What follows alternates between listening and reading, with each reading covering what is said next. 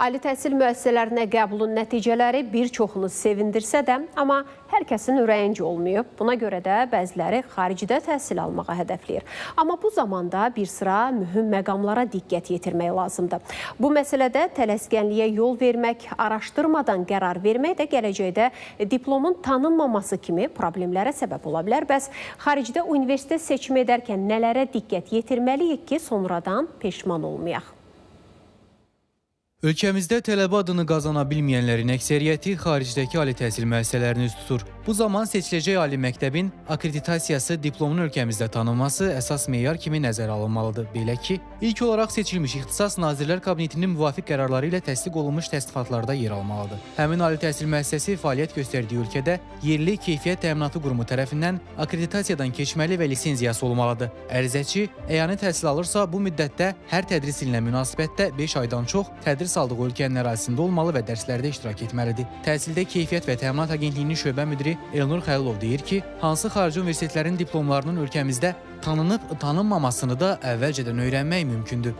TKT.edu səhifəsinə girsəniz, orada diplomlar ən çox imtina alan universitetlərin 50% qədər biz orada sıralamışıq, 30% daha doğrusu qədər sıralamışıq.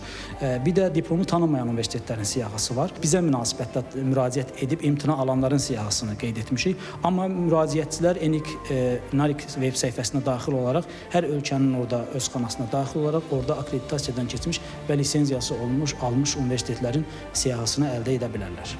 Elnur Xəlilov deyir ki, Türkiyə universitetlərində açıq öyrətim adı altında təhsil alma forması ilə bağlı kütləvi reklamlar paylaşılır ki, bu da ölkə qanunvericiliyində nəzərdə tutulmayıb. Yəni, bu yolla alınan diplomlar ölkəmizdə tanınmır. Şöbə müdiri xarici universitetlərdə onlayn ali təhsil almaq məsələsinə də aydınlıq gətirdi. Son zamanlarda onlayn təhsillə bağlı kütləvi reklamlar diqqətimizi çəkir, müşahidə edirik. Xüsusilə vurğulayırıq ki, onlayn formada əldə olunmuş kvalifikasiyaların Təhsil Keyfiyyət Təminatı Agentliyi tərəfindən tanınması mümkünsüzdür. Bir daha sizin vasitənizlə abituriyentlərə səslənirik. Bu formada olan reklamlara qətiyyən inanmasınlar. Bir daha xaricdə təhsil almaq istəyən tələbələrə son dərəcə diqqətli olmaq, bəzi təhsil şirkətlərinin toruna düşməmək üçün seçimlərindən əvvəl həm təhsil alacaqları ali təhsil müəssisəsi, həm də ixtisasla bağlı əsaslı araşdırma aparılması tövsiyə olunur. Əks halda 4-5 ilinizi xaricdə təhsil adı altında itirə bilərsiniz. Sənan Bəhrəmli, Samir Gülməmmədov, ATV Xəbər.